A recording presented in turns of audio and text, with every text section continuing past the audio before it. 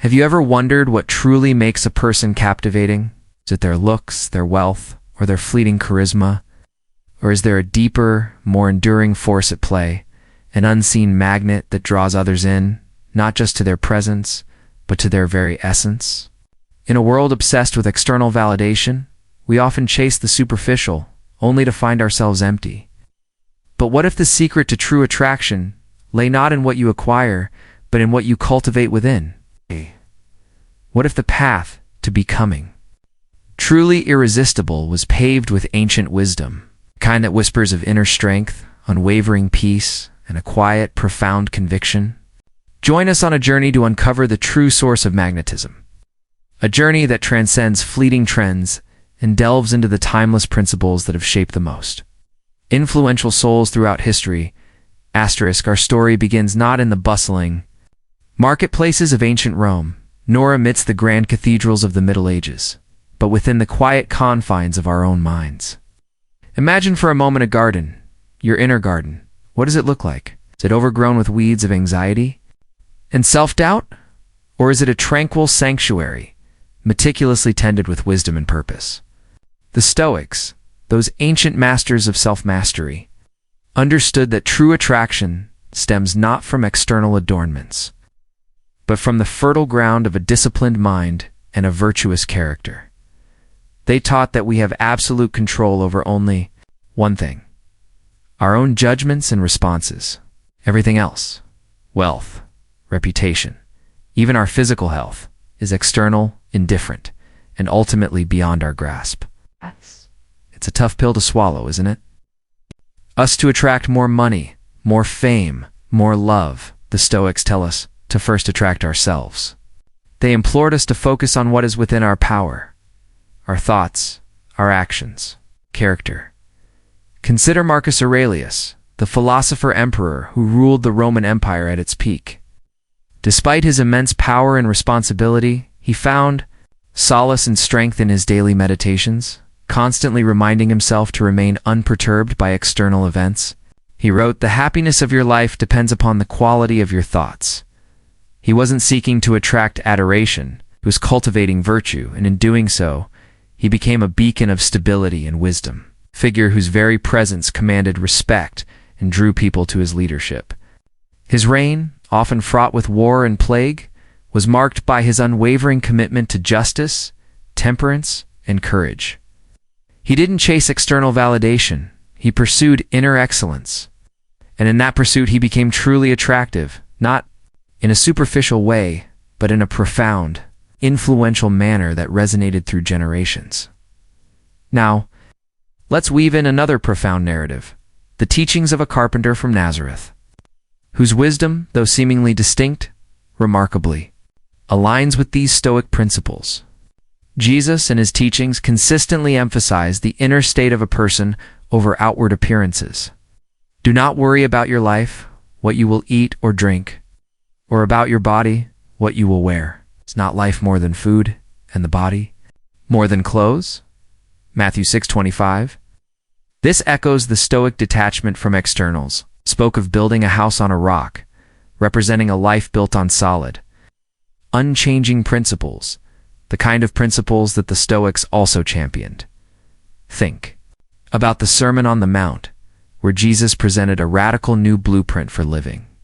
He didn't speak of power or prestige, but of humility, meekness, righteousness, and mercy. Blessed are the meek, for they will inherit the earth. Matthew 5:5. This isn't about weakness. It's about a profound inner strength that doesn't need to assert itself, much like the Stoic ideal of accepting what is beyond our control.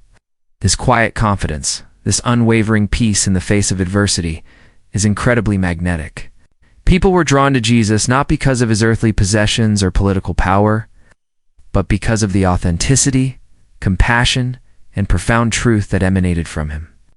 He embodied a radical self-possession, a divine indifference to worldly temptations, and an unwavering commitment to love and truth.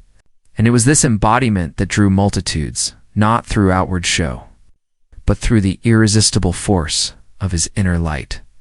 So how do we practically cultivate this inner magnetism? 1. Embrace discomfort, the forge of resilience. The Stoics believed that true strength is forged in adversity. Just as a blacksmith hammers and heats metal to create a strong blade, we must willingly embrace challenges to build resilience. Don't shy away from discomfort, lean into it. See difficulties not as obstacles, but as opportunities for growth. When you face a setback, instead of complaining, ask yourself, what can I learn from this? How can I respond virtuously? This proactive, resilient mindset is inherently attractive.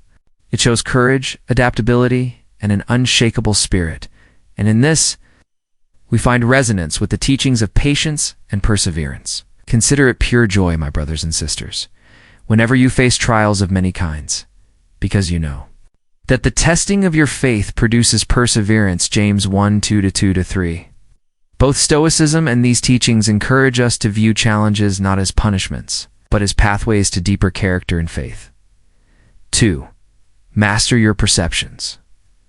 The power of your gaze. Our perceptions shape our reality. The Stoics taught that it's not events themselves that disturb us, but our judgments about them. For example, losing a job isn't inherently bad. It's our interpretation of it as catastrophic that causes suffering. By mastering our perceptions, we gain immense freedom. Learn to pause before reacting, to question your initial assumptions, and to choose a more rational, virtuous perspective. This mental discipline allows you to remain calm amidst chaos, making you a grounded and reassuring presence. People are naturally drawn to those who possess inner calm and clarity, especially in uncertain times. Similarly, the concept of taking every thought captive to Corinthians 10:5 aligns perfectly here. It's about not letting negative or irrational thoughts run wild, but consciously bringing them into alignment with truth and virtue. 3. Practice virtue, the cornerstone of character. For the Stoics, virtue was the highest good. They identified for cardinal virtues, wisdom, knowledge of what is good, bad, and indifferent. Justice, treating others fairly, courage, facing fear with reason, and temperance, self-control. These aren't abstract concepts. They're actionable principles that shape your character. When you consistently act with wisdom, justice, courage, and temperance, you build an integrity that is palpable. People are inherently drawn to authenticity and moral strength. You trust those who demonstrate consistent virtue, making you a reliable and honorable individual. These virtues find their divine echo in many teachings. Consider the fruit of the Spirit: love, joy, peace, forbearance, kindness, goodness, faithfulness, gentleness, and self-control. Galatians 5:22-23. While distinct in origin, practical outcomes of cultivating these qualities are remarkably similar to the Stoic virtues, leading to a life that is both intrinsically good and outwardly attractive. A life lived in accordance with these principles radiates a powerful, benevolent energy. For embrace memento mori, the urgency of living fully. Memento mori, remember that you must die. This isn't a morbid thought, but a powerful Stoic reminder to live each day with intention and gratitude. When you truly grasp the fleeting nature of life, you become less preoccupied with trivialities and more focused on what truly matters, living virtuously, contributing positively, and cherishing your relationships. This awareness fosters a sense of urgency, inspiring you to make the most of every moment. A person who lives with such intentionality, who values time and invests it wisely, exudes a profound sense of purpose that is deeply magnetic. They don't procrastinate on their dreams or waste time on petty grievances. They live fully, authentically, and in doing so, they inspire others to do the same. And the concept of redeeming the time is because the days are evil, Ephesians 5:16, shares a similar urgency. It's about making the most of the present moment, understanding its preciousness, and living in a way that honors what truly matters. 5. Serve others, the radiance of compassion. While Stoicism often emphasizes self-sufficiency, a deeper look reveals a profound commitment to humanity. Marcus Aurelius spoke of us being made for cooperation, like feet, like hands, like eyelids. Our interconnectedness is fundamental. When we act with compassion, when we seek to serve others, we tap into a universal truth that transcends individual ego.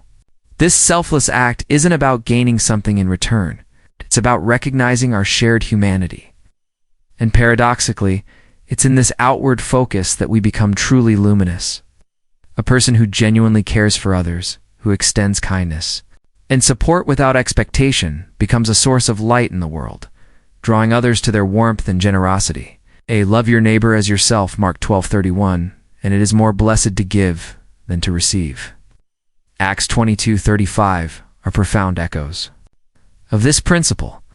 When we live a life of service and genuine love for others, we become reflections of a higher truth, and that reflection is undeniably attractive. Ultimately, the journey to becoming truly magnetic is an inside job. It's not about manipulating others or projecting a false image.